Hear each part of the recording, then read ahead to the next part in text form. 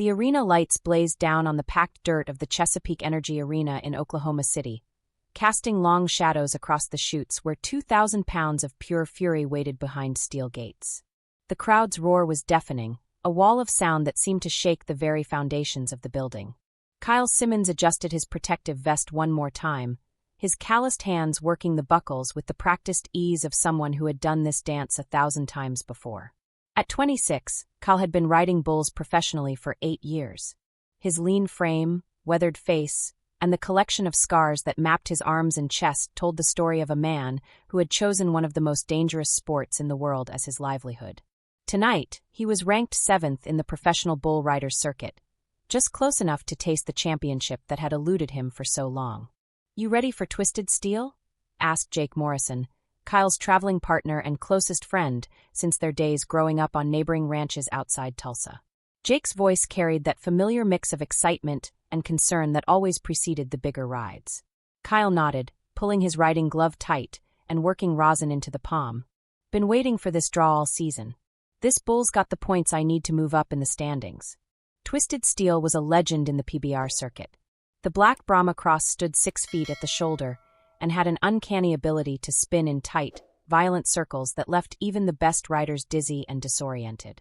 In 3 years of competition, only 4 riders had managed to stay on him for the required 8 seconds, and 2 of those had been controversial scores that still sparked debate in bars and truck stops across the country. The Oklahoma crowd was electric tonight. This was cowboy country, where kids grew up dreaming of riding in the PBR the way children in other places dreamed of playing in the NFL. The arena was packed with families who understood the sport, who knew the difference between a good ride and a great one, and who respected the courage it took to climb onto the back of an animal bred for one purpose: bucking off anything that dared to climb aboard. Kyle's phone buzzed with a text from his younger sister Sarah back in Tulsa. "Watching on TV. Mom's got her hands over her eyes already. Ride safe, big brother." He smiled and tucked the phone into his gear bag. His mother, Betty Simmons, had never missed watching one of his rides, but she spent most of them with her hands covering her face, peeking through her fingers like she was watching a horror movie. The familiar pre-ride ritual began. Kyle climbed up onto the chute platform, looking down at Twisted Steel. The bull stood perfectly still, almost meditation calm, but Kyle could see the intelligence in those dark eyes. This wasn't just a dumb animal. This was a calculated athlete who knew exactly what he was doing. "Remember, he likes to fade to the left out of the chute," called out Tommy Chun, Kyle's longtime mentor and traveling coach. Tommy had been a champion rider himself before a career-ending injury forced him into coaching. "Keep your chin tucked and your free arm working. Don't let him suck you into his spin." Kyle lowered himself onto Twisted Steel's back, feeling the familiar sensation of sitting atop a coiled spring. The bull's hide was warm and slightly damp with sweat, and Kyle could feel the powerful muscles bunching beneath him. He worked his riding hand into the bull rope, wrapping the leather around his palm in the precise way he had practiced since he was 14 years old. The arena fell relatively quiet as the announcer's voice boomed over the speakers. "Ladies and gentlemen, from Tulsa, Oklahoma, riding Twisted Steel, Kyle Simmons." The crowd erupted again, and Kyle felt that familiar surge of adrenaline that made everything else fade away. In this moment, there was nothing in the world except him, the bull, and the next 8 seconds. He nodded his head, and the gate swung open. Twisted Steel exploded out of the chute like he had been shot from a cannon. The bull's first jump was a high, twisting leap that sent Kyle's stomach into his throat, but he stayed centered and in control. The second jump was a sharp kick to the right, and Kyle felt his body snap like a whip, but his legs stayed locked around the bull's flanks. Then Twisted Steel began to spin. It wasn't the gradual, building spin that some bulls employed. This was immediate and violent, a tight corkscrew rotation that seemed to defy physics. Kyle felt the centrifugal force trying to tear him from the bull's back, and he fought to keep his riding hand positioned correctly while his free arm worked to maintain balance. 3 seconds. 4 seconds. 5 seconds. The crowd was on its feet now, sensing they were witnessing something special. Kyle was not just staying on. He was riding with style and control, his body moving in perfect synchronization with Twisted Steel's violent gyrations. The bull's spin was relentless, but Kyle had found that sweet spot where balance and momentum worked together. 6 seconds. 7 seconds. And then something went wrong. Instead of the slight hesitation that usually preceded a bull's preparation for the rider's dismount, Twisted Steel seemed to gather himself and spin even faster. Kyle felt his riding hand slipping in the rope, felt his balance shifting in a way that sent alarm bells ringing in his mind. 8 seconds. The buzzer sounded. But Twisted Steel didn't slow down. If anything, the bull seemed to interpret the buzzer as a signal to escalate his efforts. Kyle tried to free his riding hand from the rope, but the leather had twisted in a way that trapped his fingers. He was hung up, attached to a spinning mass of muscle and fury that showed no signs of stopping. Hung up! Rider hung up! The announcer's voice cut through the crowd noise, and immediately the atmosphere in the arena changed from celebration to alarm. The bullfighters, the brave men whose job it was to protect fallen riders, scrambled to reach Kyle, but Twisted Steel's violent spinning made it almost impossible to get close. Kyle felt his shoulder joint beginning to separate under the stress, felt his body being whipped around like a rag doll. Finally, after what felt like an eternity, but was probably only 3 or 4 additional seconds, Kyle's hand came free from the rope. But instead of falling safely away from the bull, the centrifugal force launched him directly into Twisted Steel's path. Kyle hit the arena dirt hard, his body bouncing once before coming to rest.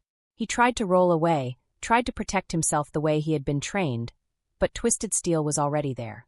The bull's front hooves came down like sledgehammers, catching Kyle squarely in the chest. The sound was audible even over the crowd noise, a wet, hollow thud that made experienced cowboys in the stands wince and look away. Kyle's body folded around the impact, and then he was still. Twisted Steel stood over him for a moment, breathing hard, before the bullfighters finally managed to move the bull away. Kyle lay motionless in the dirt, his face pale, his breathing shallow and rapid. The arena fell silent except for the sound of boots hitting the dirt as the sports medicine team sprinted across the arena.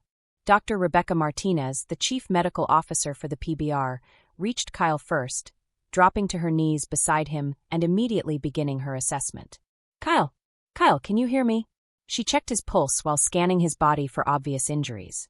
His breathing was labored, and there was something wrong with the way his chest was moving. Get me a backboard and call for an ambulance. Now! Jake Morrison jumped down from the chutes and ran across the arena, his face pale with worry. How is he, Doc? Step back, please. I need room to work. Dr. Martinez's voice was calm but urgent.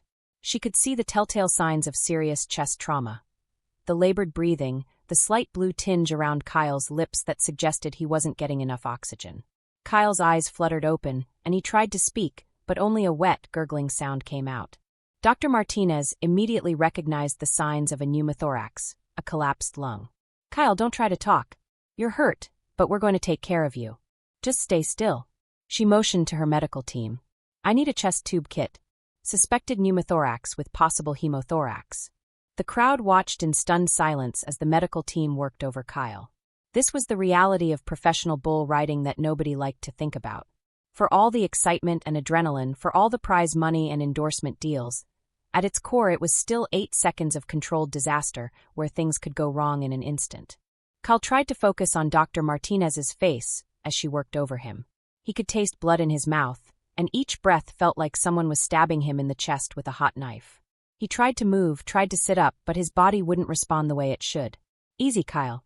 You've got some broken ribs, and I think one of them punctured your lung. We're going to get you to the hospital right away.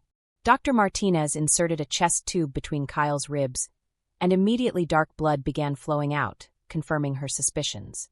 The ambulance crew arrived and carefully transferred Kyle to a backboard, then to a stretcher.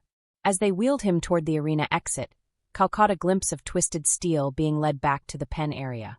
The bull looked calm now, almost bored, as if the violent encounter that had nearly killed a man was just another day at the office. Jake followed the stretcher to the ambulance, his phone already out to call Kyle's family. I'm riding with him, he told the paramedic, and nobody argued. As the ambulance pulled away from the Chesapeake Energy Arena, its sirens wailing through the Oklahoma City night, Kyle drifted in and out of consciousness. Each breath was a struggle. Each heartbeat sent waves of pain through his chest. But he was alive. In the arena, the show went on. Another rider climbed onto another bull, and the crowd gradually returned to its celebratory mood. But for those who knew Kyle Simmons, for his family watching on television back in Tulsa, and for the close-knit community of professional bull riders, everything had changed in those 8 seconds. The ride that was supposed to move Kyle up in the standings had instead moved him to the edge of death. And as the ambulance raced through the streets of Oklahoma City toward Integris Baptist Medical Center, nobody knew if Kyle Simmons would ever ride again, or if he would even survive the night. If this story has already moved you, subscribe to the channel and hit that like button so you don't miss any of our stories. The trauma bay at Integris Baptist Medical Center erupted into controlled chaos as Kyle's stretcher burst through the doors at 9:47 p.m. Dr. Sarah Chun, the attending physician in the emergency department, had been alerted about the incoming bull rider and had assembled her team accordingly. She had seen enough rodeo injuries during her 5 years in Oklahoma City to know that when a PBR rider got stomped, it was usually serious. 26-year-old male bull riding accident with chest trauma. The paramedic rattled off as they transferred Kyle to the hospital gurney. Suspected pneumothorax, chest tube placed on scene with good output. Vitals stable but breathing labored. Lost consciousness twice during transport. Dr. Chin immediately took charge, her trained eyes scanning Kyle's pale form. Get me a chest X-ray, CBC, trauma panel, and type and cross for 6 units. And call Dr. Rodriguez down from cardiothoracic surgery. Kyle's eyes opened as the hospital team surrounded him, their movements precise and urgent. The bright lights overhead made him squint, and the pain in his chest felt like someone had parked a truck on his ribcage. He tried to speak, but Dr. Chun placed a gentle hand on his shoulder. Mr. Simmons, I'm Dr. Chun. You're at Baptist Medical Center. You've been hurt, but we're going to take good care of you. Try not to talk right now. The X-ray machine was wheeled over, and Kyle heard the familiar electronic whereas images of his chest were captured. Dr. Chun studied the results on the digital screen, her expression growing more serious by the moment. We've got multiple rib fractures on the right side, ribs 4 through 7. The pneumothorax is significant, and there's evidence of hemothorax as well. The chest tube output is concerning. She turned to her team. Get him up to CT. I want to see if there's any other internal bleeding. Jake Morrison paced in the waiting room, his boots clicking against the polished floor as he called Kyle's family. His hands shook slightly as he dialed Betty Simmons' number, dreading the conversation he was about to have. Jake, how did Kyle do tonight? Betty's voice was bright with expectation. Mrs. Simmons, there's been an accident. Kyle got hurt pretty bad. He's at Baptist Medical Center here in Oklahoma City, and... The line went quiet for a long moment before Betty's voice returned, now tight with fear. How bad, Jake? Tell me how bad. He got stomped in the chest. Broke some ribs, punctured a lung. He's alive, Mrs. Simmons, but the doctors are still working on him. Jake could hear Betty calling for her husband in the background, her voice breaking as she relayed the information. We're driving down tonight. Don't you leave that hospital, Jake Morrison. Don't you leave my boy alone. I won't, ma'am. I promise. 3 hours later, Kyle was lying in the intensive care unit, connected to more machines than he had ever seen in one place. The CT scan had revealed the full extent of his injuries. 6 broken ribs, a severely collapsed lung, and significant bleeding in his chest cavity. Dr. Rodriguez, the cardiothoracic surgeon, had inserted a larger chest tube and was monitoring Kyle closely for signs that surgery might be necessary. The good news is that your lung is starting to re-expand, Dr. Rodriguez explained to Kyle, who was now conscious and alert despite the pain medication. The bad news is that you're not out of the woods yet. We're seeing continued bleeding, and if it doesn't slow down on its own, we may need to go in surgically. Kyle nodded weakly, each breath still requiring conscious effort. How long before I can ride again? Dr. Rodriguez and Dr. Chun exchanged glances.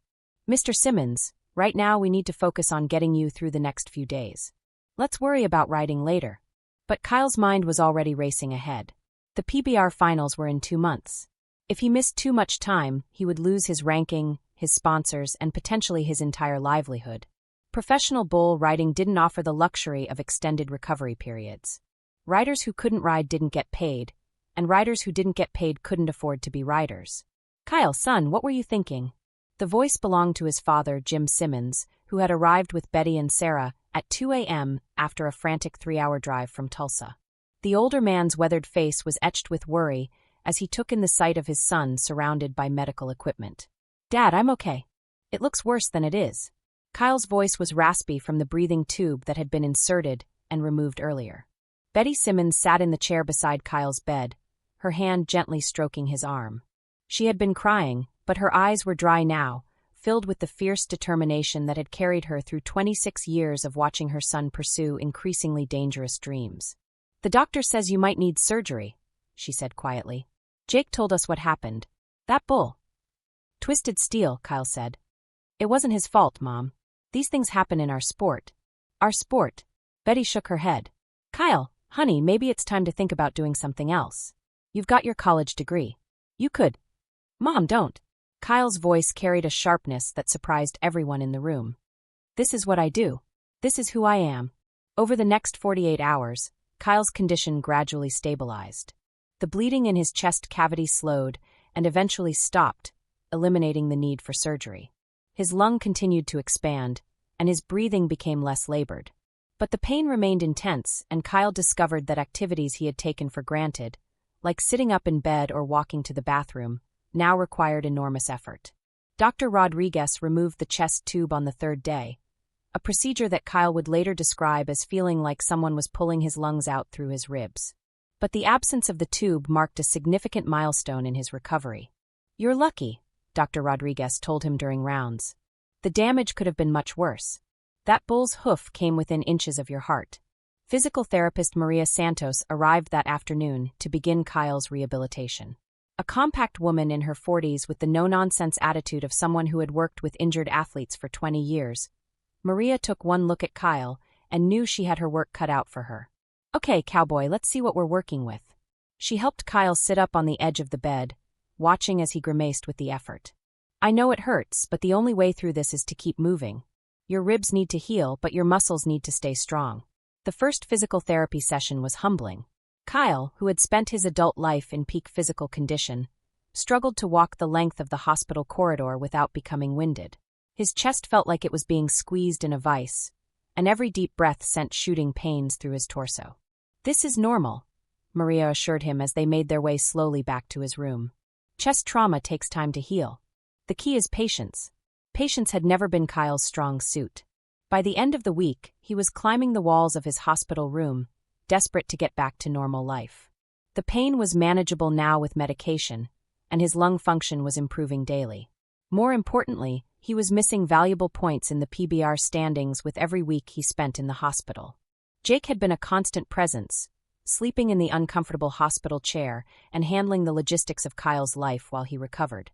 He fielded calls from sponsors, managed Kyle's social media accounts, and dealt with the dozens of flowers and get-well cards that arrived daily from fans across the country. Tommy called, Jake reported during one of Kyle's evening therapy walks. "He says Lightning Rod is available for the Denver event next weekend. That's a good draw, man. High-scoring bull." Kyle's eyes lit up for the first time since the accident. "Denver's only 10 days away. Think I could be ready?" Jake stopped walking and stared at his friend. "Kyle, you can barely make it down this hallway without getting winded. You think you're going to be ready to get on another bull in 10 days. I feel stronger every day. And I need the points, Jake. If I miss too many events, I'm done for the season." That evening, Kyle called Dr. Rodriguez at home, something he had never done with a doctor before. "Doc, I need to know when I can ride again. I mean, realistically."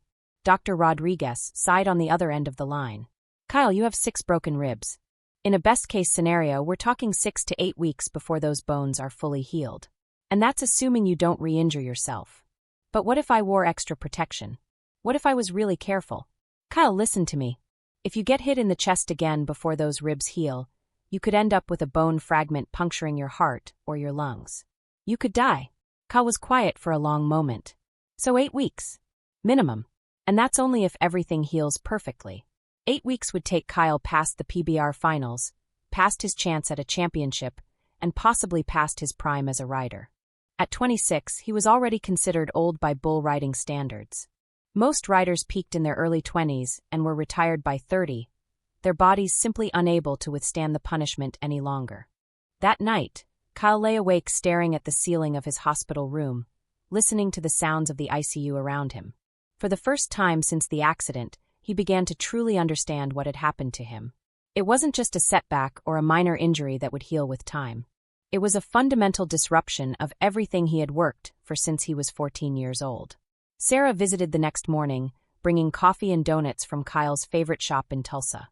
She found her brother sitting on the edge of his bed, staring out the window at the Oklahoma City skyline. Penny for your thoughts, she said, settling into the visitor's chair. Just thinking about what comes next, Kyle replied. The doctor says I'm looking at 8 weeks minimum before I can ride again. Maybe that's not such a bad thing, Sarah said carefully. Maybe it's time to consider other options. Kyle turned to look at his sister, seeing the concern in her eyes. What other options? This is all I know how to do, Sarah. This is all I've ever wanted to do. You're smart, Kyle. You've got a business degree. There are other ways to make a living that don't involve getting trampled by 2,000-pound animals. Kyle was quiet for a long moment, considering his sister's words. When we were kids, remember how Dad used to take us to the rodeo in Tulsa every year? Sarah nodded.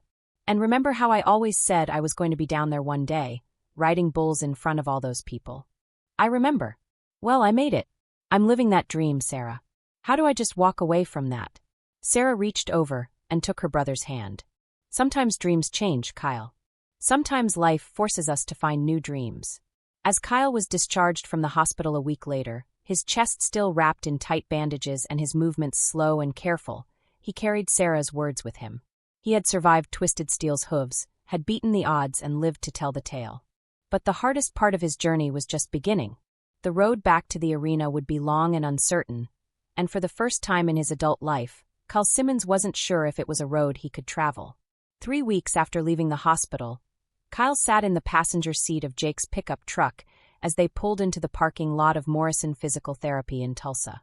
The building was a converted warehouse that specialized in treating injured athletes, and Kyle had been referred there by Dr. Rodriguez for intensive rehabilitation. The Oklahoma autumn air was crisp, carrying the smell of wood smoke and dying leaves that always reminded Kyle of his childhood.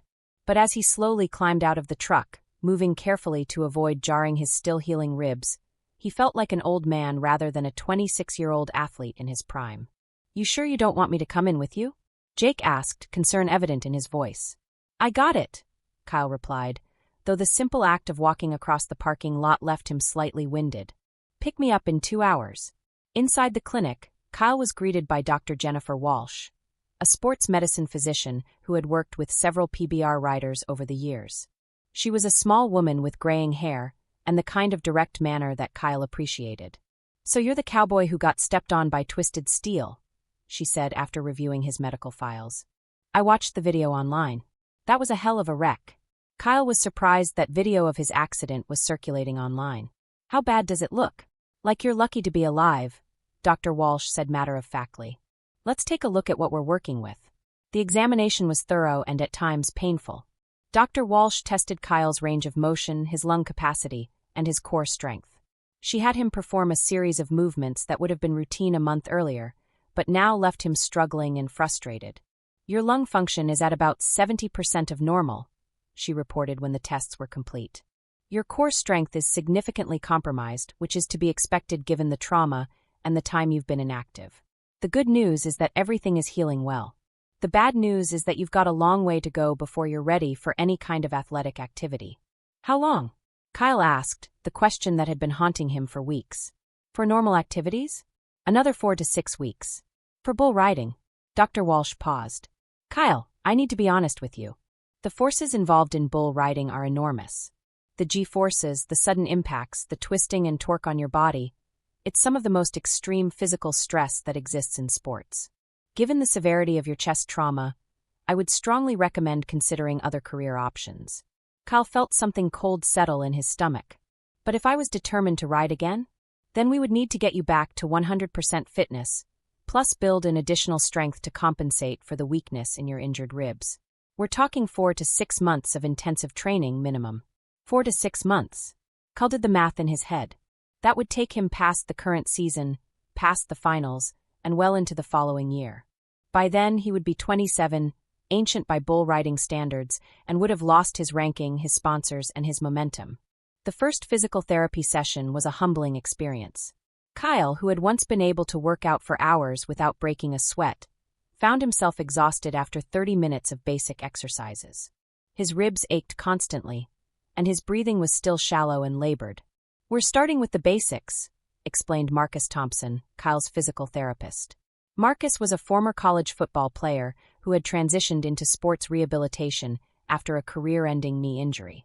Core stabilization, breathing exercises, basic strength training. Nothing fancy, nothing that will stress your healing ribs. Kyle lay on his back on a therapy mat, attempting to perform what Marcus called dead bugs. A simple exercise where he slowly moved opposite arms and legs while keeping his core engaged. After 10 repetitions, Kyle was breathing hard and his ribs were screaming in protest. "This is ridiculous," Kyle muttered, frustration evident in his voice. 3 weeks ago I was in the best shape of my life. 3 weeks ago you also got stomped by a bull, Marcus replied calmly. Healing takes time, Kyle. You can't rush this process. But Kyle had never been good at patience. Over the next 2 weeks, he pushed himself harder than Marcus recommended, adding extra exercises and extending his sessions. He was determined to prove that he could overcome this setback through sheer force of will. The result was a setback. Kyle woke up one morning to find that his ribs were more painful than they had been in days, and his breathing was labored. A trip to Dr. Rodriguez revealed that Kyle had developed inflammation around the fracture sites, essentially setting his healing back by a week. "Kyle, you have to listen to your body," Dr. Rodriguez warned. "I know you're anxious to get back to normal, but if you keep pushing too hard, you're going to end up with permanent problems." That evening, Kyle sat in his childhood bedroom in his parents' house, staring at the wall covered with rodeo trophies and newspaper clippings from his amateur days. His mother knocked on the door and entered with a cup of coffee and a plate of her famous chocolate chip cookies. "Rough day?" Betty asked, settling into the chair beside Kyle's desk. "Doc says I set my healing back by a week," Kyle admitted. I can't stand sitting around doing nothing, Mom." Betty was quiet for a moment, studying her son's face. "Kyle, when you were 12 years old, you broke your arm falling out of that old oak tree in the backyard. Do you remember what you did?" Kyle smiled despite his frustration. "I tried to keep climbing trees with a cast on. And what happened? I fell again and broke it worse." "That's right.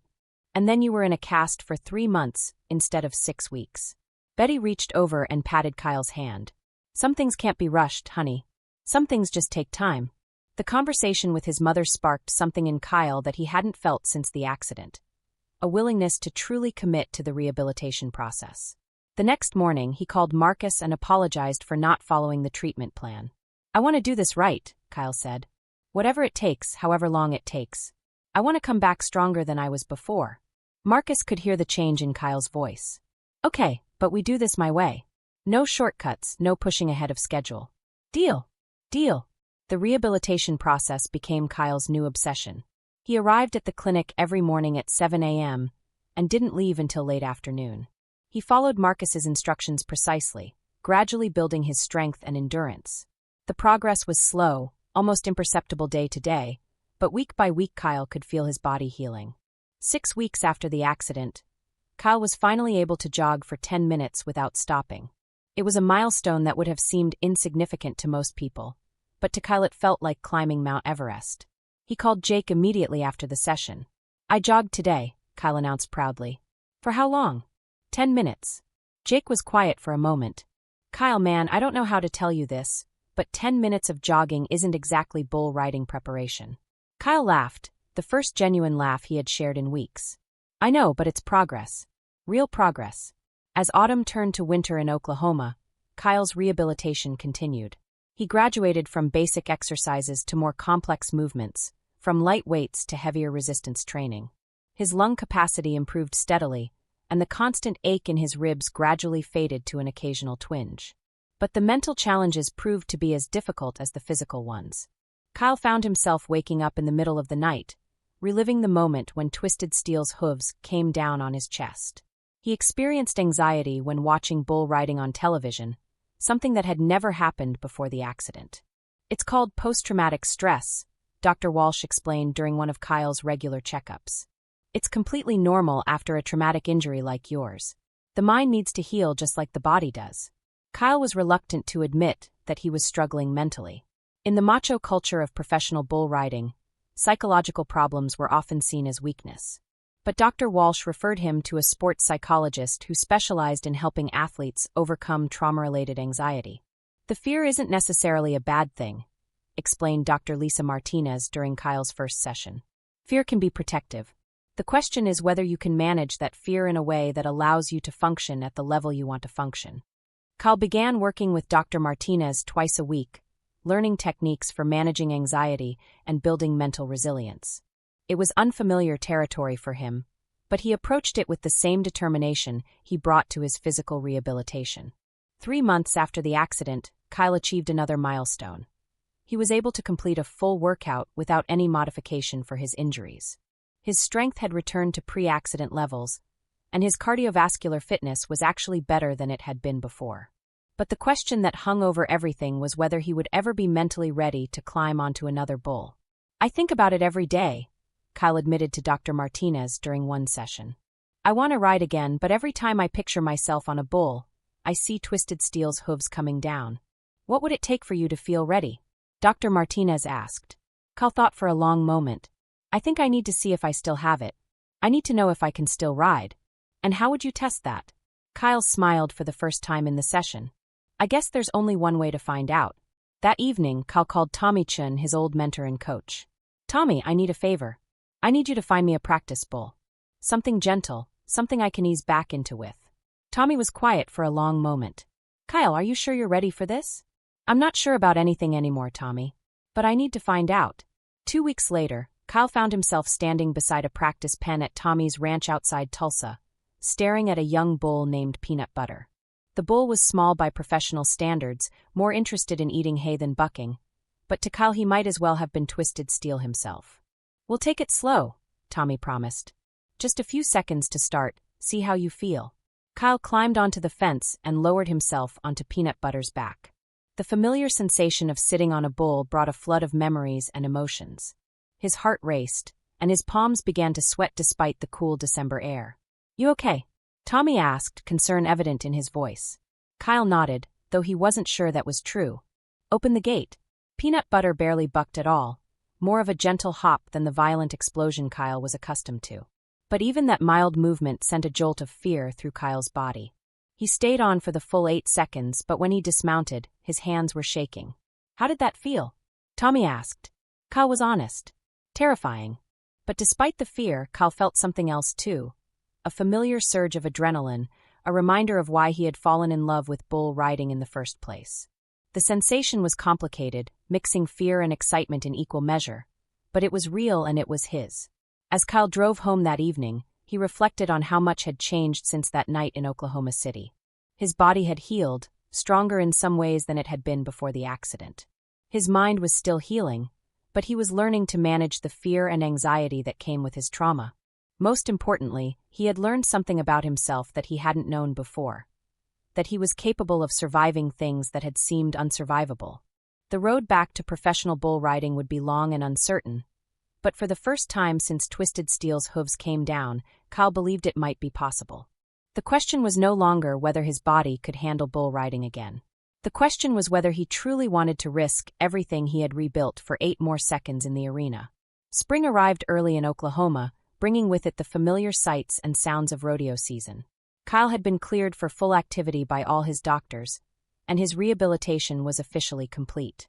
His body was stronger than it had been before the accident, his conditioning was peak, and according to every medical test, he was ready to return to professional bull riding. But Kyle wasn't sure he wanted to. Sitting in the stands at the Tulsa State Fair Arena, watching the annual spring rodeo, Kyle felt like a stranger observing a world he used to know intimately. The sounds were familiar. The metal gates clanging open, the crowd roaring, the announcer's voice booming over the speakers. But instead of feeling the old familiar pull toward the arena, Kyle felt detached, almost analytical.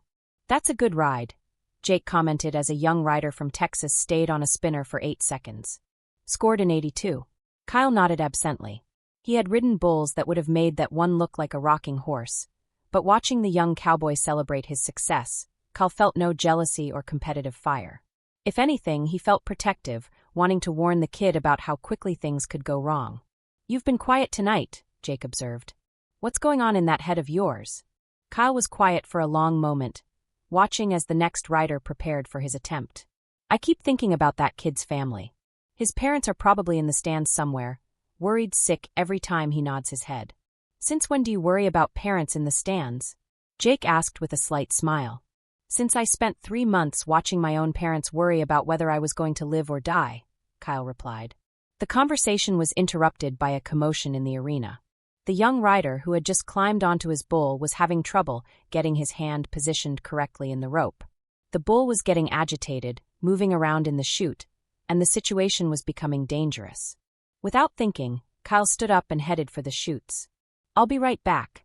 By the time he reached the chute area, several experienced hands were already helping the young rider, but Kyle's arrival was met with excited recognition. "Kyle Simmons. Man, how are you feeling?"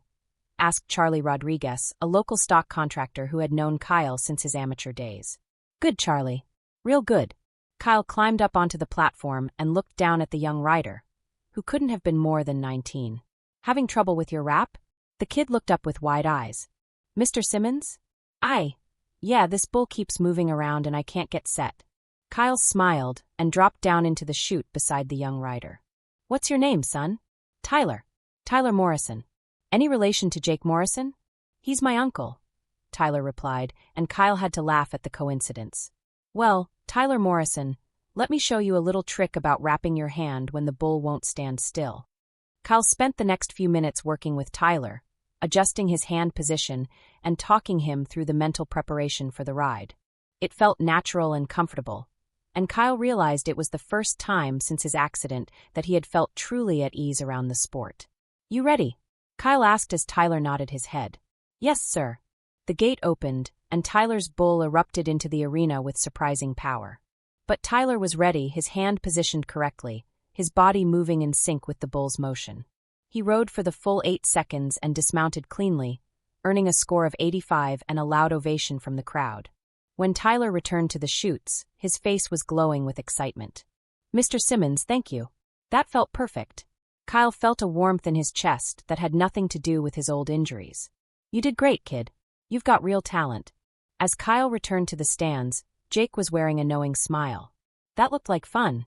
"It felt good to help him," Kyle admitted. "I'd forgotten how much I used to enjoy working with the younger riders." "Maybe that's your answer right there," Jake suggested. "What do you mean?" "Maybe your future in this sport isn't about getting back on bulls. Maybe it's about something else." That conversation stayed with Kyle over the next several weeks. He began spending more time at local rodeos and practice facilities, not as a competitor but as a mentor and coach. Young riders sought him out for advice, and Kyle found that he genuinely enjoyed teaching them the techniques and mental strategies that had taken him years to develop. One afternoon, while working with a group of junior riders at Tommy Chen's ranch, Kyle received a phone call that would change everything. "Kyle, this is Frank Morrison from the PBR office in Colorado Springs." Frank was the tour director, one of the most powerful people in professional bull riding. "How are you feeling?" "Good, Frank. Real good.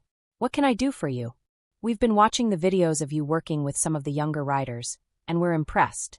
We'd like to talk to you about a position with the tour." Kyle was surprised. "What kind of position?" "Youth Development Coordinator. We're launching a new program to identify and develop young talent, and we need someone with your experience and reputation to run it. The job would involve traveling to amateur events, conducting clinics, and working with kids who have professional potential." Kyle felt his heart rate increase, but not with the anxiety that had plagued him for months. This was excitement, pure and simple. "That sounds interesting. Can you tell me more?" The conversation lasted an hour, and by the end, Kyle had agreed to fly to Colorado Springs for a formal interview. The position would pay well, involve extensive travel, and allow him to stay connected to the sport he loved without the physical risks of competition. But before he could commit to anything, Kyle knew he had to answer one final question. Could he actually get back on a bull if he wanted to? The opportunity came 2 weeks later. Tommy Chen had acquired a new practice bull, a middle-aged animal with a reputation for consistent, honest bucking. Nothing spectacular, but a good test for a rider trying to regain his confidence. "You don't have to do this," Dr. Martinez reminded Kyle during their final session together. "You've proven to yourself and everyone else that you can overcome trauma and rebuild your life. You don't need to get on another bull to validate that." "I know," Kyle replied, "but I need to know if I can. Not for anyone else, but for me." The day of the test ride was overcast and cool, typical Oklahoma spring weather. Kyle's parents had driven down to Tommy's ranch, along with Jake, Sarah, and a small group of friends and supporters. Kyle appreciated their presence, but he also felt the weight of their expectations and concerns. Kyle went through his old pre-ride routine meticulously. checking his equipment, stretching, mentally preparing for the 8 seconds ahead. The familiar rituals felt comfortable, like putting on an old jacket that still fit perfectly. The bull was named Honest John, and he lived up to his reputation. He was a solid, workmanlike animal who bucked hard but fairly, without the unpredictable violence that characterized bulls like Twisted Steel. As Kyle lowered himself onto Honest John's back, he felt the familiar sensation of sitting atop controlled power. His hand went into the rope with the muscle memory of hundreds of previous rides, and his body automatically assumed the correct position. But something was different this time. Instead of the tunnel vision and pure adrenaline rush that had characterized his riding before the accident, Kyle found himself acutely aware of everything. The bull's breathing, the tension in the rope, the feeling of his own body positioned correctly on the animal's back. "You ready?" Tommy asked from beside the chute. Kyle nodded, and the gate swung open. Honest John exploded out of the chute with a high, twisting jump that would have challenged any professional rider. But Kyle was ready for it, his body moving in perfect synchronization with the bull's motion. His free arm worked smoothly, his legs stayed locked in position, and his riding hand maintained perfect control. 2 seconds. 3 seconds. 4 seconds. Kyle felt a surge of pure joy that had nothing to do with competition or prize money or rankings. This was the feeling he had fallen in love with as a 14-year-old kid watching his first rodeo. The perfect harmony between human and animal, the moment when 8 seconds felt like both an eternity and an instant. 5 seconds. 6 seconds. 7 seconds. The crowd was on its feet now, sensing they were witnessing something special. Kyle was not just staying on. He was riding with style and grace, his technique flawless and his confidence complete. 8 seconds.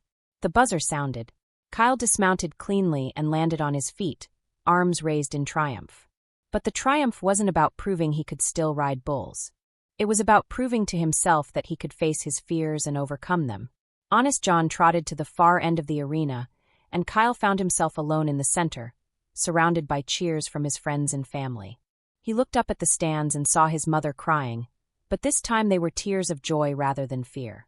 As Kyle walked back to the chutes, Tommy Chun was the first to reach him. "How did that feel?" Kyle thought for a moment before answering.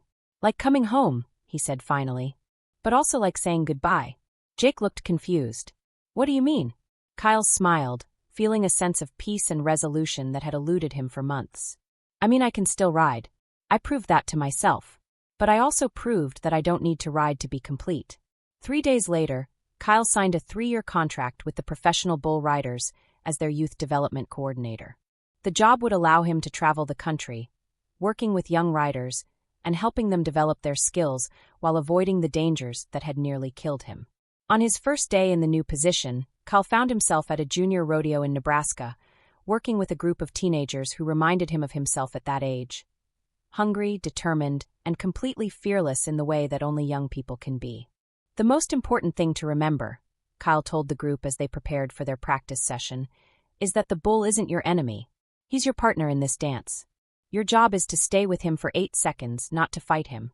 One of the kids, a lanky 15-year-old from Kansas, raised his hand. "Mr. Simmons, is it true that you got stepped on by Twisted Steel?" Kyle nodded. "It's true. Were you scared?" Kyle considered the question carefully. "I was terrified," he said honestly. "But being scared doesn't make you weak. Being scared and doing what you need to do anyway, that's what makes you strong." As Kyle watched the young riders practice, he reflected on the journey that had brought him to this moment. 6 months earlier, he had been lying in a hospital bed, fighting for his life and wondering if he would ever ride again. Now he was using his experience and knowledge to help the next generation of riders pursue their own dreams. The 8 seconds that had nearly killed him had also taught him something invaluable. That there were many ways to find purpose and fulfillment, and that sometimes the most meaningful victories came not from conquering fear, but from learning to live with it. As the sun set over the Nebraska plains, Simmons stood at the edge of an arena, no longer a competitor but something more important. A teacher, a mentor, and a survivor who had found a way to turn his greatest challenge into his greatest opportunity. The bulls were still there, still dangerous, still magnificent in their power. But Kyle had learned that there were different ways to dance with them, and that sometimes the most courageous choice was knowing when to step away from the dance floor and help others learn the steps. His riding career was over, but his real contribution to the sport was just beginning. If this story has already moved you, subscribe to the channel and hit that like button so you don't miss any of our stories.